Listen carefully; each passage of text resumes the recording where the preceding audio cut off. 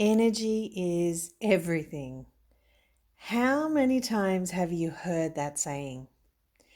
Nikola Tesla once said, if you want to find the secrets of the universe, think of energy, frequency, and vibration.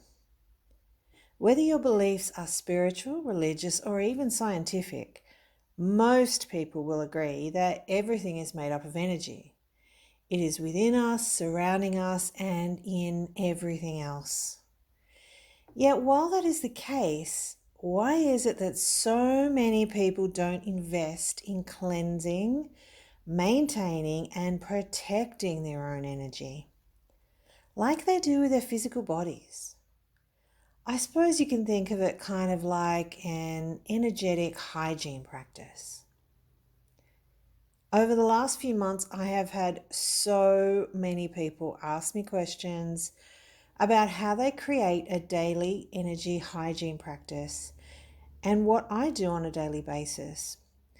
So I've decided to create a free series of audios with visualizations and guided meditations that can be a tool to help you find what works best for you and help you create your own daily routine. So before we get into it, welcome to the Energy is Everything series. This is episode 1, Introduction to the series and how to use these audios. If you're new to my channel, welcome to Creative 8 Collective. My name is Lyndal, and if you have any questions, please feel free to drop them in the comment section, or you can reach out to me directly via email if you want to work with me personally for self-discovery coaching or intuitive readings. Anyway, let's get into it. This audio will be an introduction to the series and act as a bit of a guide for how to use the audios. I want to touch on why it's so important to have a daily routine for your energetic hygiene and how our energy can be impacted by others, and also how to work out what steps are right for you. Like with any of my audios, guys, and videos, please use your own discernment and only take on board what resonates for you. We are all our own best source of truth. So look inside you and you will easily find the answers that you need. So let's start, with the importance of a daily routine. If we work on the principle that energy is everything, we think about the frequency and vibration of energy, we can easily visualize it at a scale from high frequency and high vibration to low frequency and low vibration. We could bring in the factor here of density also, but let's leave that for another time. It stands to reason then that we can't remove energy as it's everywhere. We can only transform the frequency of it. So how can energy be transformed? Putting it simply, energy is influenced by the vibration and frequencies around it. If we think about it in the real world, think about it like this. Every time you interact with someone or something, you are picking up on their energetic vibrational frequencies. A good example of this is when you've walked into a room or a situation and it just didn't feel right. You may have felt flat or drained and you couldn't really explain why.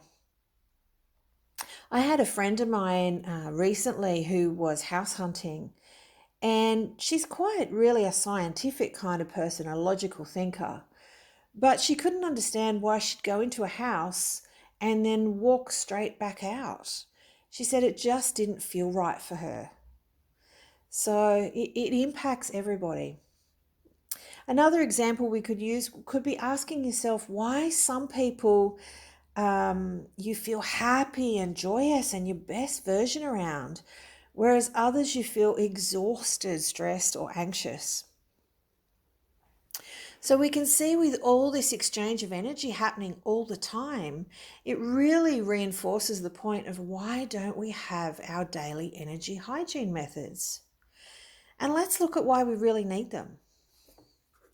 But guys, before I go on, I want to briefly talk about accountability of energy as a light worker or a way shower. I see many people that classify themselves as healers or readers, coaches or light workers that have no concept of daily energy hygiene. We are all accountable for our own energy.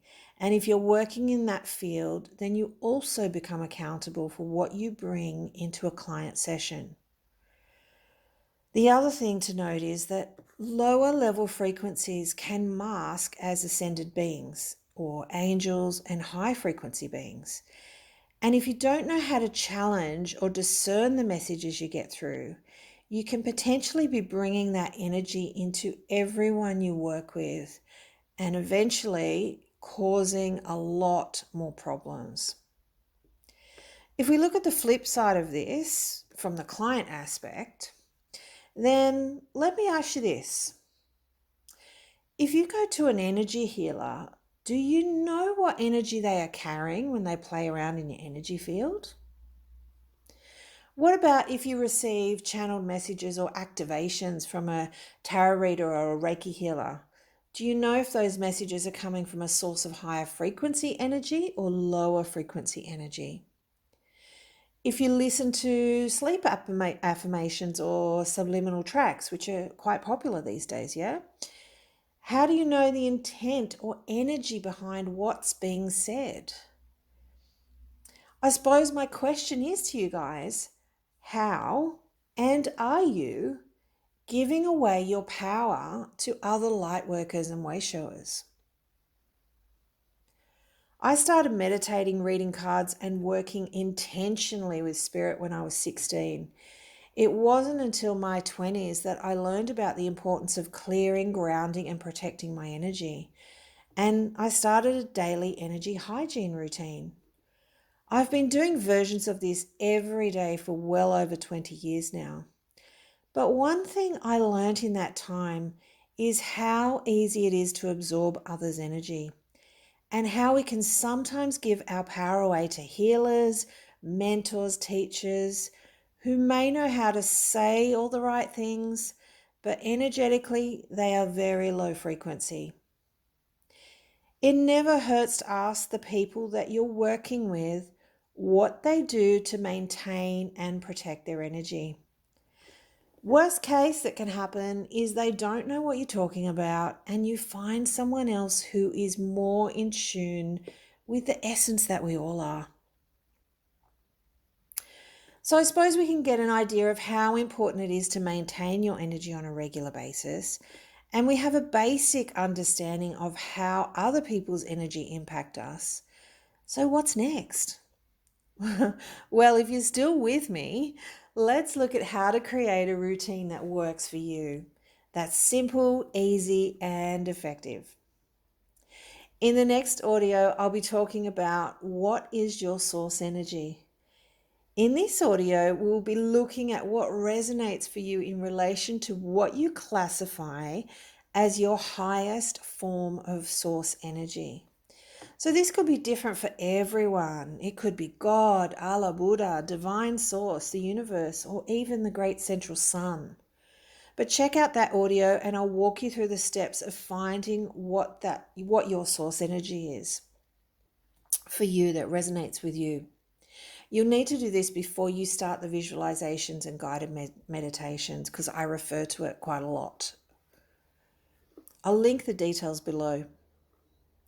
The third audio will run through a basic, quick daily cleansing and grounding routine that you can use every day while having a shower or brushing your teeth.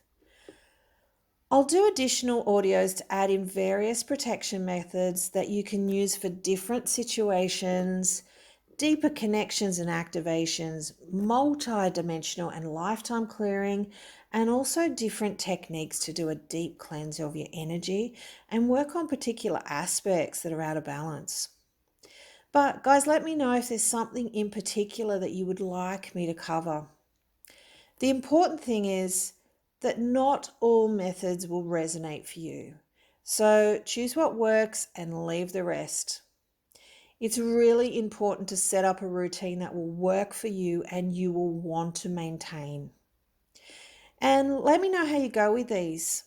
I am truly wishing you much love and the highest of intentions that you receive the best possible outcome with this series that is for your greatest and highest good.